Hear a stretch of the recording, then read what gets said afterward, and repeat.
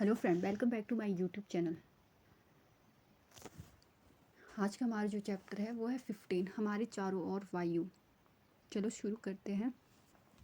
अध्याय 9 में हमने यह सीखा कि सभी जीवों को वायु की आवश्यकता होती है, लेकिन क्या आपने कभी वायु को देखा है? आपने कभी नहीं देखा होगा, लेकिन निश्चय ही वायु की उपस्थिति कई तरीकों से अनुभव की होगी। इसे आप तब अनुभव करते हैं जब पेड़ों की पत्तियां खड़खड़ाती है या कपड़े सुखाने वाले तार पर लटके कपड़े धीरे धीरे हिलते हैं, पंखे के चालू होने पर खुली पुस्तक के पृष्ठ आवाज़ करने लगते हैं।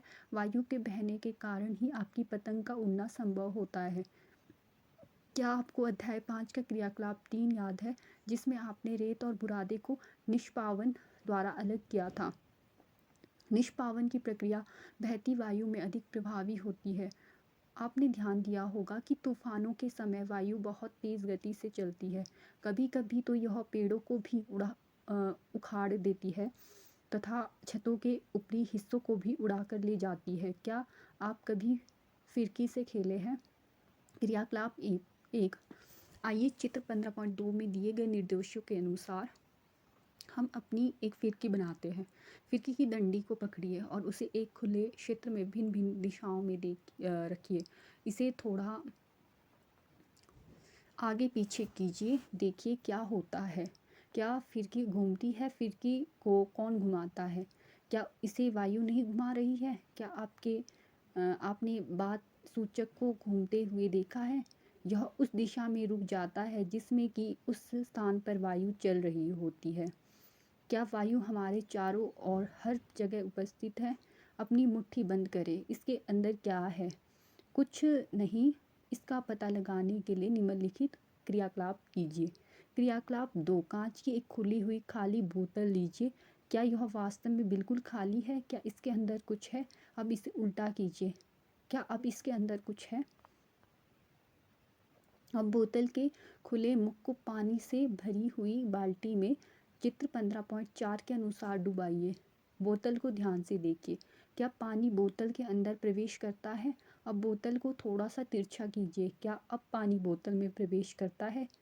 क्या आप बोतल में से कुछ बुलबुले बाहर आते देखते हैं या बुदबुदाहट सुनाई देती है? क्या अब आप अनुमान लगा सकते हैं कि बोतल के अंदर क्या था? हाँ, आप सही है, यह वायु है जो कि बोतल में उपस्थित थी। बोतल पूरी तरह से किसी भी प्रकार खाली नहीं थी। वास्तव में इसे उलटने पर भी यह पूरी तरह से वायु से भरी हुई थी।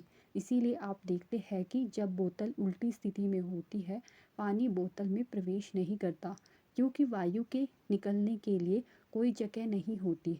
जब बोतल को तिरछा करते हैं तो वायु बुलबुलों के रूप में बाहर आती है और वायु के निकलने से खाली हुई भाग में पानी भर जाता है। यह क्रियाकलाप दर्शाता है कि वायु स्थान घेरती है। यह बोतल के पूरे स्थान में भर जाती है। यह हमारे चारों ओर उपस्थित है। वायु का कोई रंग नहीं होता। हम इसके आर पार देख सकते हैं। यह पारदर्शी होती है। हमारी पृथ्वी वायु की एक पतली परत से घिरी हुई है। इस परत का विस्तार पृथ्वी की सतह से कई किलोमीटर ऊपर तक है तथा इसे वायुमंडल कहते हैं। जैसे जैसे हम वायुमंडल में पृथ्वी के तल से ऊपर की ओर जाते हैं, वायु विरल होती जाती है। क्या अब आप विचार कर सकते हैं कि पर्वतारोही ऊंचे पर्वतों पर चढ़ते समय ऑक्सीजन का सिलेंडर अपने साथ क्यों ले जाते हैं? वायु किससे बनी है? 18वीं शताब्दी तक लोग सोचते थे कि वायु केवल एक ही पदार्थ है। प्रयोगों से यह सिद्ध हो गया कि वास्तव में ऐसा नहीं है। वायु अनेक गैसों का एक मिश्रण है। यह मिश्रण किस प्रकार का है? आइए एक एक करके इस मिश्रण के मुख्य अवयवों के बारे में पता लगाते हैं। जलवाष्प। हमने पहले पढ़ा है कि वायु में जलवाष्प विद्यमान होती है। हमने यह भी देखा है कि जब वायु किसी ठंडे पृष्ठ के संपर्क में आती है तो इसमें उपस्थित जलवाष्प ठंडी होकर संघनित हो जाती है तथा जल की बूंदें ठंडे पृष्ठ पर दिखाई देती है। प्रकृति में जलचक्र के लिए वायु में जलवाष्प का उपस्थित होना अनिवार्य है। ऑक्सीजन। क्रियाकलाप 3। अपने शिक्षक की उपस्थिति में एक समान लंबाई की 2 मोमबत्ती मेज पर लगाए और उन्हें जला लें। उनमें से एक मोमबत्ती पर कांच का एक गिलास उल्टा करके रख दें। दोनों मोमबत्तियों को ध्यान से देखें। क्या दोनों मोमबत्तियाँ लगातार जलती रहती है या बुझ जाती है? आप देखेंगे कि जो मोमबत्ती गिलास से ढकी थी वह कुछ देर बाद बुझ जाती है, जबकि दूसरी मोमबत्ती जलती रहती है। इसका क्या कारण हो सकता है, विचार करें। ऐसा प्रतीत होता है कि गिलास से ढकी मोमबत्ती इसलिए बुझ जाती है क्योंकि वायु का वह घटक जो मोमबत्ती के जलने में सहायक है वह सीमित है और मोमबत्ती जलने से कुछ देर बाद समाप्त हो जाता है, जबकि दूसरी मोमबत्ती को लगातार वायु मिलती रहती है। वायु का वह घटक जो जलने में सहायक है वह ऑक्सीजन कहलाता है। नाइट्रोजन। मोमबत्ती के बुझने के बाद भी क्या आपने यह देखा है कि वायु का एक बड़ा भाग अब भी गिलास में शेष रह जाता है? यह सूचित करता है कि वायु के कुछ अवयव जलने में सहायक नहीं होते। वायु का एक बड़ा भाग जो मोमबत्ती के जलने में उपयोग नहीं हुआ, नाइट्रोजन कहलाता है। Carbon dioxide. एक बंद कमरे में जब कोई पदार्थ जल रहा होता है तो शायद आपने घुटन महसूस की होगी। यह घुटन कमरे में कार्बन डाइऑक्साइड की अधिक मात्रा एकत्र होने के कारण हुई, जो कि लगातार किसी वस्तु के चलने के कारण बनती है। हमारे चारों ओर की वायु का एक छोटा अवयव कार्बन डाइऑक्साइड होता है। यह सलाह दी जाती है कि फसलों के अवशेष व सूखी पत्तियों को नहीं जलाना चाहिए क्योंकि इससे वायु प्रदूषित होती है। धूल तथा धुआं। ईंधन तथा पदार्थों के जलने से धुआं भी उत्पन्न होता है। धुएं में कुछ गैसें एवं सूक्ष्म धूल कण होते हैं जो प्राय हानिकारक होते हैं। इस कारण आप कारखानों में लंबी चिमनियां देखते हैं। ये चिमनियां हानिकारक धुएं तथा गैसों को हमारी नाक से तो दूर ले जाती है, लेकिन आकाश में उड़ते हुए पक्षियों के बिल्कुल नज़दीक ले जाती है। वायु में धूल के कण सदैव उपस्थित रहते हैं। क्रियाकलाप 4। अपने विद्यालय घर में धूप वाला एक कमरा खोजिए। सारे दरवाजे तथा खिड़कियां बंद कर दें तथा पर्दे आदि डालकर कमरे में पूरा अंधेरा कर दें। जिस दिशा में सूर्य का प्रकाश आ रहा है उस ओर के दरवाजे या खिड़की को बिल्कुल थोड़ा सा खोलें, जिससे सूर्य का प्रकाश एक पतली सी झिल्ली के द्वारा कमरे के अंदर आ सके। अंदर आती हुई सूर्य की किरणों को सावधानी पूर्वक देखिए। क्या आप यह देखते हैं कि सूर्य की किरणों में कुछ छोटे छोटे चमकीले कण तेजी से घूम रहे हैं? ये कण क्या है? अत्यधिक सर्दियों में आपने पेड़ की पत्तियों से छनकर आते हुए सूर्य के प्रकाश किरण पुंज को देखा होगा, जिसमें धूल कण नृत्य करते प्रतीत होते हैं। यह दर्शाता है कि वायु में धूल के कण भी उपस्थित होते हैं। वायु में धूल के कण समय तथा स्थान के साथ बदलते रहते हैं। जब हम नाक से सांस लेते हैं तो हम वायु अंदर लेते हैं। धूल के कणों को श्वसन तंत्र में जाने से रोकने के लिए हमारी नाक में छोटे छोटे बाल तथा श्लेष्मा उपस्थित होते हैं। क्या आप उस पल को याद कर सकते हैं जब आपके अभिभावक ने आपको मुंह से सांस लेने के कारण डांटा हो? अगर आप मुंह से सांस लेंगे तो हानिकारक धूल के कण आपके शरीर में प्रवेश कर जाएंगे। इससे हम यह निष्कर्ष निकालते हैं कि वायु में कुछ गैसें, जलवाष्प तथा धूल के कण विद्यमान होते हैं। वायु में मुख्यतः नाइट्रोजन, ऑक्सीजन, थोड़ी मात्रा में कार्बन डाइऑक्साइड तथा इससे भी कम मात्रा में अन्य गैसों का मिश्रण होता है। तथापि वायु की संरचना में स्थानीय भिन्नता हो सकती है। हम देखते हैं कि वायु में नाइट्रोजन तथा ऑक्सीजन की मात्रा अधिक होती है। वास्तव में ये दोनों गैसें मिलकर वायु का 99% भाग बनाती है। शेष 1% में कार्बन डाइऑक्साइड और कुछ अन्य गैस एवं जलवाष्प होती है। यहाँ पर बूझो आपसे यह पूछ रहा है कि जो चित्र 15.8 में जो पुलिसकर्मी है ने मुखौटा क्यों पहना है, और पहेली जानना चाहती है कि अगर पारदर्शी शीशे की खिड़कियों को नियमित रूप से साफ ना किया जाए तो वह धुंधली क्यों हो जाती है। वो जो जानना चाहता है कि आग लगने की घटना के समय जलती हुई वस्तु के ऊपर कंबल लपेटने की सलाह क्यों दी जाती है। पानी तथा मिट्टी में रहने वाले जीवों और पौधों को ऑक्सीजन कैसे मिल पाती है। क्रियाकलाप 5। किसी धातु या कांच के बर्तन में थोड़ा पानी लीजिए। इसको धीरे धीरे गर्म करिए। पानी के उबलने से पहले सावधानीपूर्वक पात्र के अंदर की सतह को देखिए। क्या आप छोटे छोटे बुलबुले इससे चिपके हुए देखते हैं? ये बुलबुले पानी में घुली हुई वायु के कारण बनते हैं। जब आप पानी गर्म करते हैं तो घुली हुई वायु बुलबुलों के रूप में बाहर आती है। आप पानी को यदि और गर्म करते हैं तो पानी वाष्प में परिवर्तित हो जाता है और अंततः उबलने लगता है। हमने अध्याय 8 तथा 9 में पढ़ा है कि जो जीव पानी में रहते हैं वे श्वसन के लिए पानी में घुली हुई ऑक्सीजन का उपयोग करते हैं। ये जो जीव गहरी मिट्टी के अंदर रहते हैं उन्हें भी सांस लेने के लिए ऑक्सीजन की आवश्यकता होती है। क्या ऐसा नहीं है?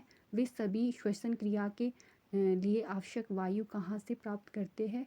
क्रियाकलाप 6। एक बीकर या कांच के गिलास में सूखी मिट्टी का एक ढेला लीजिए, इसमें पानी डालिए और अवलोकन कीजिए कि क्या होता है। क्या आप मिट्टी से बुलबुले निकलते हुए देखते हैं? ये बुलबुले संकेत करते हैं कि मिट्टी में वायु होती है। जब मिट्टी के ढेले पर पानी डाला जाता है तो उसमें विद्यमान वायु विस्थापित हो जाती है, जो बुलबुलों के रूप में दिखाई देती है।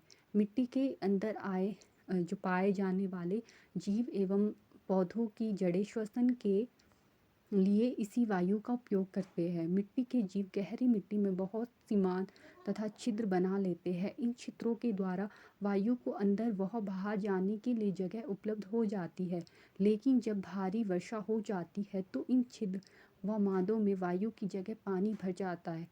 इस स्थिति में जमीन के अंदर रहने वाले जीवों को सांस लेने के लिए जमीन पर आना पड़ता है। यहाँ यही कारण है कि केंचुए केवल भारी वर्षा के समय पर ही जमीन से बाहर आते हैं। क्या आपने कभी यह सोचा है कि सारे जीवों के द्वारा ऑक्सीजन का उपयोग करने के बावजूद वायुमंडल की ऑक्सीजन समाप्त क्यों नहीं होती? वायुमंडल में ऑक्सीजन की प्रतिस्थापित कौन करता है? वायुमंडल में ऑक्सीजन कैसे प्रतिस्थापित होती है? अध्याय 7 में हम प्रकाश संश्लेषण के बारे में पढ़ चुके हैं।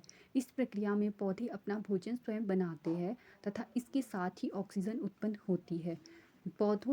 पौधे श्वसन में ऑक्सीजन का उपयोग करते हैं, परंतु उपयोग की गई ऑक्सीजन की तुलना में वे अधिक ऑक्सीजन उत्पन्न करते हैं। इसलिए हम यह कहते हैं कि पौधे ऑक्सीजन उत्पन्न करते हैं। यह वास्तविकता है कि जंतु पौधों के बिना जीवित नहीं रह सकते। पौधों एवं जंतुओं के द्वारा श्वसन तथा पौधों के द्वारा प्रकाश संश्लेषण से बना रहता है। इससे यह स्पष्ट होता है कि पौधे तथा जंतु एक दूसरे पर निर्भर है। अब हम यह अनुभव कर सकते हैं कि पृथ्वी पर जीवन के लिए वायु अत्यंत महत्वपूर्ण है। क्या वायु के कुछ अन्य उपयोग भी है? क्या आपने पवन चक्की के बारे में सुना है? 15.12 को देखिए। वायु पवन चक्की को घुमाती है। पवन चक्की का उपयोग ट्यूबवेल से पानी निकालने तथा आटा चक्की को चलाने में होता है। पवन चक्की विद्युत भी उत्पन्न करती है। वायु नावों को खेने में, ग्लाइडर, पैराशूट तथा हवाई जहाज को चलाने में सहायता करती है। पक्षी, चमगादड़ तथा कीड़े वायु की उपस्थिति के कारण ही उड़ पाते हैं। वायु बहुत से पौधों के बीजों तथा फूलों के परागकणों को इधर उधर फैलाने में सहायक होती है। जल चक्र में वायु एक महत्वपूर्ण भूमिका निभाती है। चलो अब इसका सारांश पढ़ लेते हैं। वायु प्रत्येक स्थान पर मिलती है। हम वायु को देख नहीं सकते परंतु इसे अनुभव कर सकते हैं। गतिशील वायु को पवन कहते हैं। वायु जगह घेरती है। जल तथा मिट्टी में वायु उपस्थित होती है। वायु नाइट्रोजन, ऑक्सीजन, कार्बन डाइऑक्साइड, जलवाष्प तक कुछ अन्य गैसों का मिश्रण है। इसमें कुछ धूल कण भी हो सकते हैं। ऑक्सीजन ज्वलन में सहायक तथा श्वसन के लिए आवश्यक है। वायु की वह परत जो पृथ्वी को घेरे हुए है उसे वायुमंडल कहते हैं। पृथ्वी पर जीवन के लिए वायुमंडल आवश्यक है। जलीय प्राणी श्वसन के लिए जल में घुली वायु का उपयोग करते हैं। वायु से ऑक्सीजन तथा कार्बन डाइऑक्साइड के आदान प्रदान के लिए पौधे तथा जंतु एक दूसरे पर निर्भर होते हैं। पार्ट 15 हमारे चारों ओर वायु। अब इसके हम कुछ इम्पॉर्टेंट कॉन्सेप्ट पढ़ लेते हैं। पृथ्वी पर जीवन के लिए वायुमंडल आवश्यक है। वायु में नाइट्रोजन 78%, ऑक्सीजन 21%, शेष 1% में कार्बन डाइऑक्साइड और कुछ अन्य गैस, जलवाष्प तथा धूल के कण होते हैं। वायुमंडल वायु की वह परत है जो पृथ्वी को घेरे हुए है, उसे वायुमंडल कहते हैं। इस परत का विस्तार पृथ्वी की सतह से कई किलोमीटर ऊपर तक है।